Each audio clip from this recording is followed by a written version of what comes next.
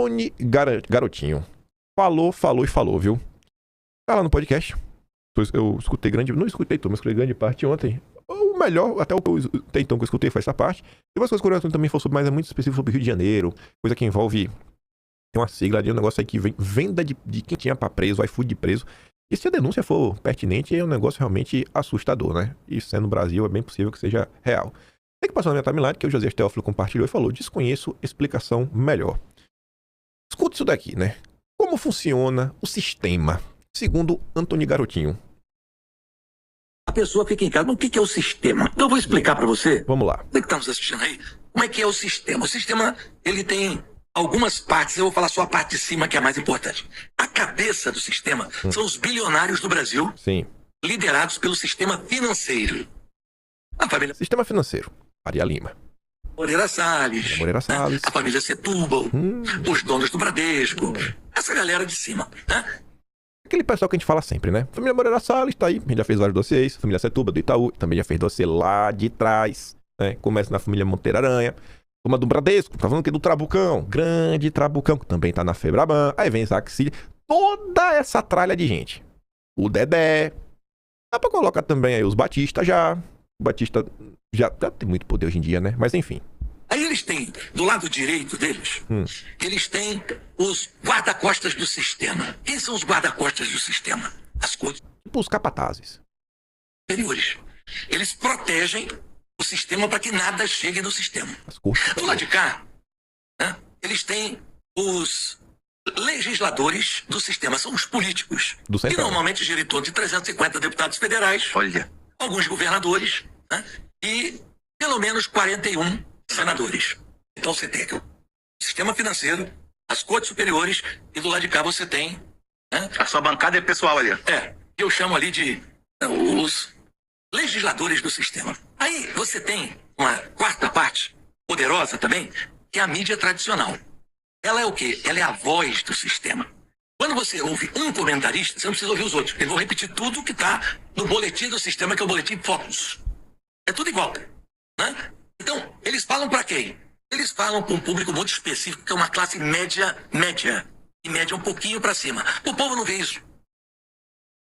Quem vê isso é o cara que vai fazer um investimentozinho, sobra o dinheiro, é aquele empresário que tem um negócio. Eles são porta-voz. Você pode ouvir Dona Miriam, ou Nakagawa, ou outra, é tudo igual. Não tem diferença. Isso é a cabeça do sistema. Ainda tem. Ele tá falando aqui o que eu digo pra vocês sobre a economia. O ponto dele. O que a Miriam Leitão vai defender vai ser mesmo que o Nakagawa da CNN vai falar, que a Adriana Fernandes, que escreve na Folha e no Valor Econômico, vai falar, que o Sandenberg do Globo vai falar, e o Álvaro Gribel do Estadão vai falar. Eu ver outro só focado em economia. Não, coisa...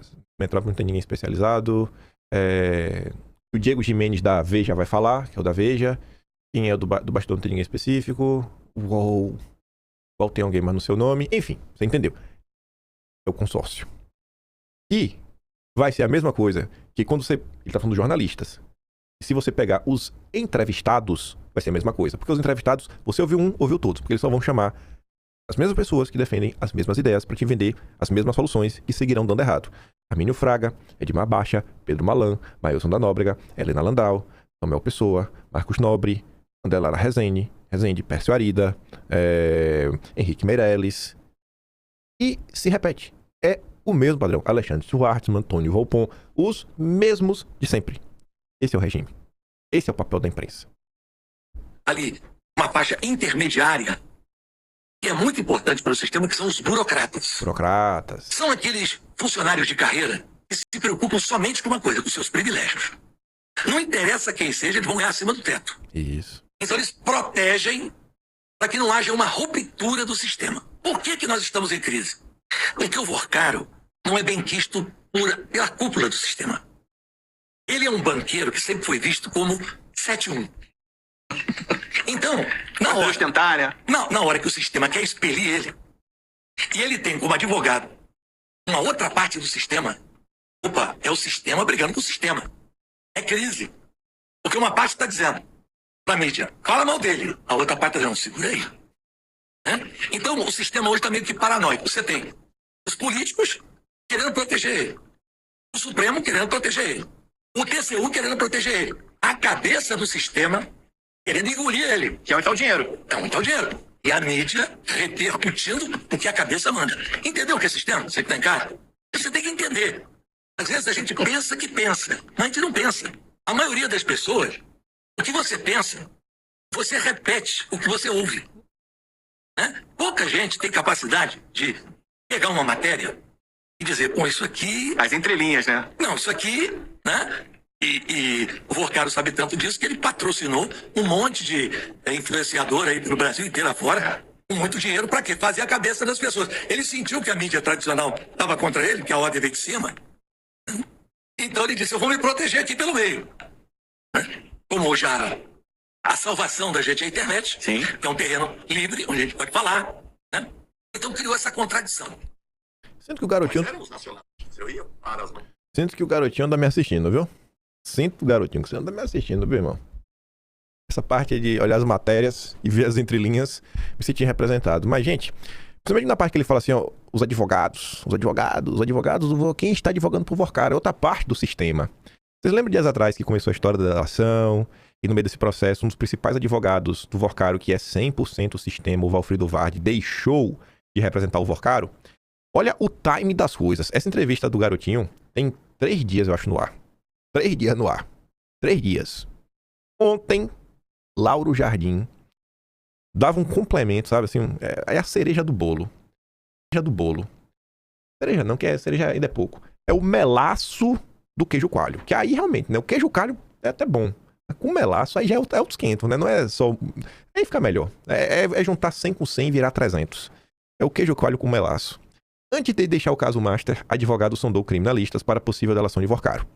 Essa parte nem importa muito, a delação. O que realmente importa dessa matéria do Lauro Jardim, e as pessoas que só lêem manchete não percebem, são as primeiras 2 linhas. Valfrido Vardi, ele foi muito pressionado por quem? Por políticos? Pelo Supremo? Pela... A Globo talvez. Enfim, por burocratas? Não. Valfrido Vardi foi pressionado por grandes clientes do seu escritório a deixar a defesa de Vorcaro. A cabeça do sistema. Os banqueiros que ele representa, os campeões nacional que ele representa. Não sei se vocês lembram que o Valfrido Vardi é quem assina a peça dos partidos de esquerda, que depois foi nessa decisão que o companheiro Toffoli, né, suspendeu a multa aí da JBS, da JF, na verdade, né? Enfim, é uma porcaria. E durante esse processo do Banco Master, eram notícias que a JBS tinha interesse em comprar algumas coisas aí do Banco Master. Então, se o Banco Master quebrar, quem sabe a JBS compra baratinho, né? Então, não defende não, rapaz. Deixa quebrar que a gente compra barato. Esse é o sistema. Por isso que a gente tem que ser antissistema. A propósito, pouco antes de renunciar à causa, Valfrido Vardi sondava criminalistas que pudessem integrar o time do Master para estudar a possibilidade de uma eventual delação premiada de Vorcaro.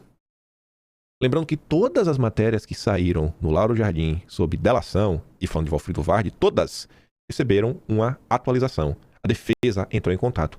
Milagrosamente, essa não recebeu atualização. Acho que o Valfrido Vardi, dessa vez, ele não quis desmentir. Curioso, né? Curioso. Caso Master passou de fraude bancária a uma crua exposição de condutas impróprias. É isso que está nas eleições, né? Será que o brasileiro vai continuar aceitando esse regime podre? O Banco Central interveio em 1995 nos bancos econômico e nacional, mas investigações pararam ao chegar às conexões com o andar de cima. Agora parece haver uma operação para abafar as ligações de Daniel Vorcaro e a balbúrdia no judiciário.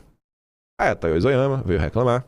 Com a percepção pública, a desonra persegue Toffoli e Moraes. Toffoli resolveu jantar no restaurante, arriscou ouvir adjetivos bem menos jurídicos que no passado. Toffoli foi passar uns dias de descanso num resort de luxo na Argentina. Dado que as últimas notícias sobre o ministro do Supremo envolvem justamente um resort de luxo no Brasil, onde ele desfruta confortos de toda a espécie, a escolha do magistrado pode ter sido motivada por 2 razões. Primeiro, ele gosta muito de resorts e se interessa também por conhecer estabelecimentos do gênero mundo afora. 2, eles buscam um refúgio fora do país para se proteger da vida de seus conterrâneos, dado que seu nome aparece no noticiário dia sim e outro também, cada vez sob luz pior. O impulso da fuga seria compreensível. Diversos ministros do Supremo foram publicamente hostilizados ou passaram por constrangimentos nos momentos em que seus nomes estiveram em evidência. Cita Dilma Mendes, Dom Pedro III, Carmen Lúcia. Aí fala do caso do aeroporto de Roma.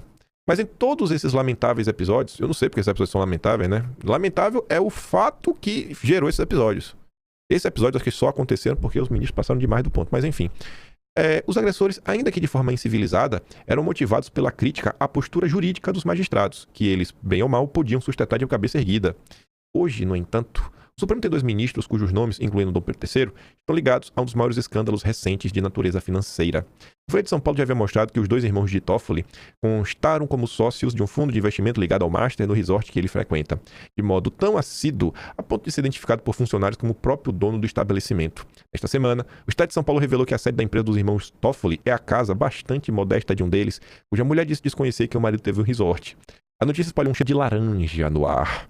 Além da certeza que, se Toffoli resolver jantar num restaurante, arriscou ver adjetivos bem menos jurídicos que no passado. Na prática, isso dificilmente acontecerá. A atual reputação dele, assim como a de Dom Pedro III, impossibilita que desfrute prazeres comezinhos como sair para comer uma pizza sábado à noite. Terceiro, impossibilita que desfrute prazeres comezinhos como sair para comer uma pizza sábado à noite. A possibilidade de frequentar espaços públicos sem constrangimentos sempre foi marcador de honra. Aí ela faz uma retrospectiva histórica. Do mesmo modo, a desonra significa a perda dessa percepção. Para revertê-la, o atingido tem que erguer a voz para se defender com argumentos convincentes. Como nem Toffoli nem Moraes fizeram isso até agora, a desonra como percepção pública continuará a persegui-los à medida que avançarem as suspeitas sobre suas condutas. Mas se Toffoli sempre terá um resort novo para se refugiar e Moraes pode continuar voando em jatos da FAB, o Supremo não tem onde se esconder. Peraí, o Supremo não... Assim, se eles podem, passear e prolongar, o Supremo não. A corte segue apanhando como um todo.